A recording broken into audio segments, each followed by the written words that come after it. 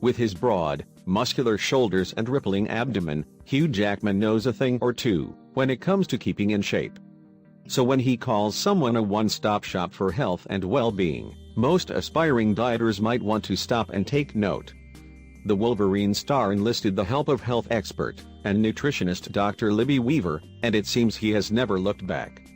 So what do they know that we don't when it comes to the quest for the perfect body?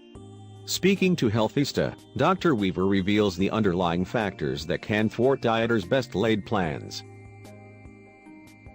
At the time Dr. Weaver studied dietetics at the University of Sydney in the late 90s, the prevailing wisdom was that weight gain was simply caused by eating too much. It therefore made sense that eating fewer calories would result in weight loss.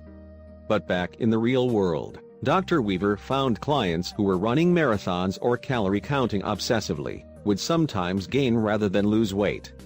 Now 13 years and hundreds of clients later, she is convinced there are lesser known, but powerful reasons people can't lose weight.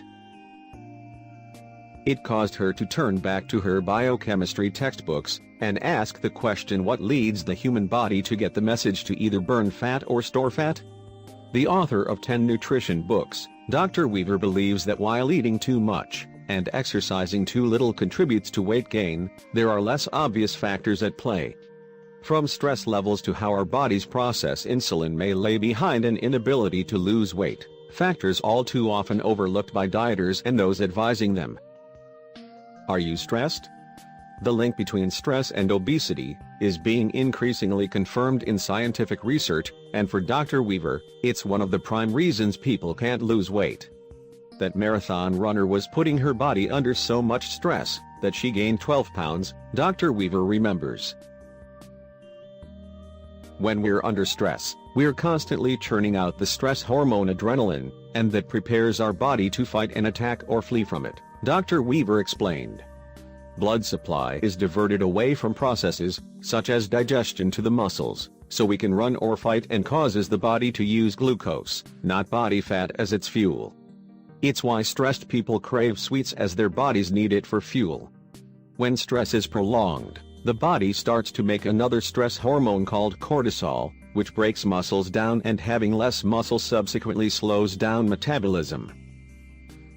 Plus, studies have found that people with high cortisol levels tend to put weight on around their middles.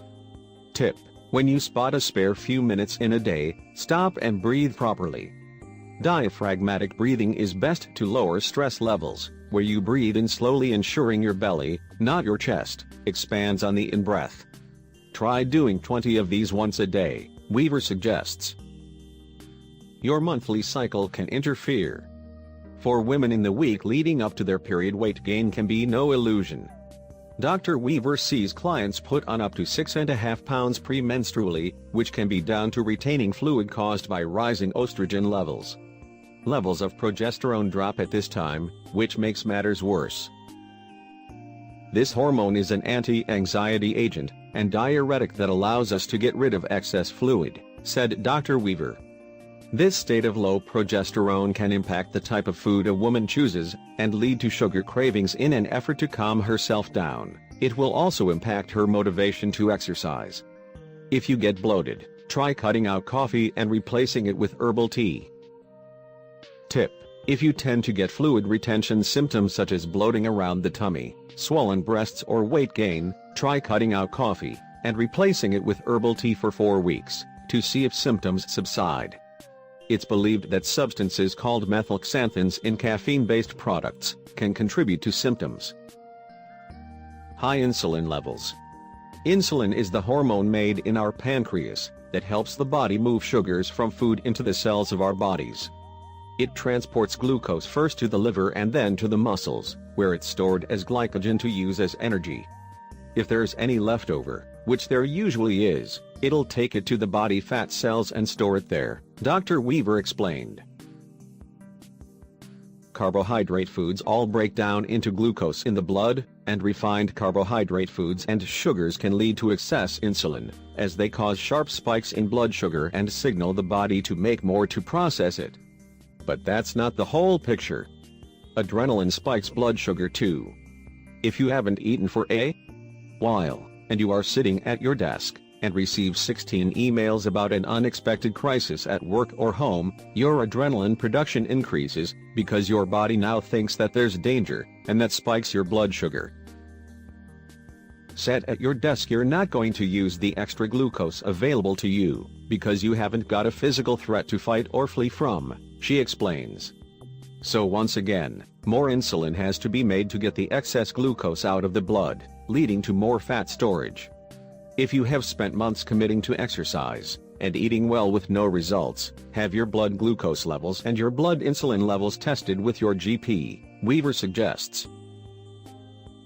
Tip: get your carbohydrates from whole foods, especially vegetables and fruit. Make sure your meals contain protein, such as lean meat, fish, eggs or pulses with some fats such as avocado, nuts, seeds, olive oils and olives.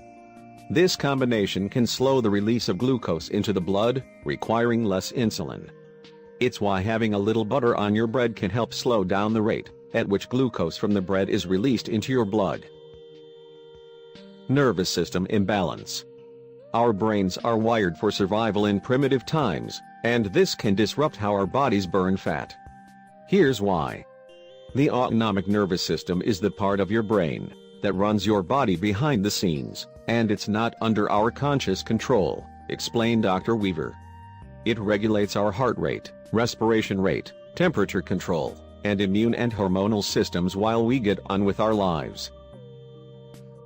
It has two parts: the sympathetic nervous system, SNS, our fight or flight system, and the parasympathetic nervous system, PNS, our rest and repair system.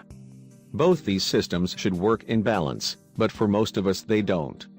Most people exist in a state of SNS dominance, which means we are constantly in the fight or flight response, which causes adrenaline overload, leading the body to only use glucose as fuel and not body fat. The PNS, on the other hand, helps restore calm, balance and functions such as digestion and skin that suffered during stressful periods, and it's stimulated by rest and relaxation. Tip: try a weekly restorative practice of some kind, Dr. Weaver advised. One of the best ways to activate your PNS is by lengthening your exhalation, and Tai Chi, yoga and Pilates all help you do that. Failing that, upon waking and before bed, try taking 10 to 20 breaths in for a count of 4, and out for a count of 6 to 8, it's instantly calming. Emotions getting the better of you. It's not a lack of education that leads someone to polish off a packet of chocolate biscuits after dinner. It's a subconscious feeling of "I am not enough," and I see it time and again. So what's going on? At work, my clients will all day be living between polarities of acceptance versus rejection, successes versus failure based on all the little interactions of their day. Then, whether it's been lousy meetings, something they interpreted as a dirty look from a coworker, or a heated exchange, or all of the above, they show up at home at night with all that piled onto their inner world, so their emotions are in chaos and they want a way to feel whole again. If food is their thing, as it is for so many people, they'll end up with the contents of the pantry in their tummies, Dr. Weaver said. Tip: next time you're tempted to eat to numb negative emotions, don't judge yourself but be curious as to why it happened. Try mindfulness practices to help you feel the feelings, and acknowledge that the feelings themselves can't hurt you, and will eventually go away, but binging can by thwarting your weight loss efforts.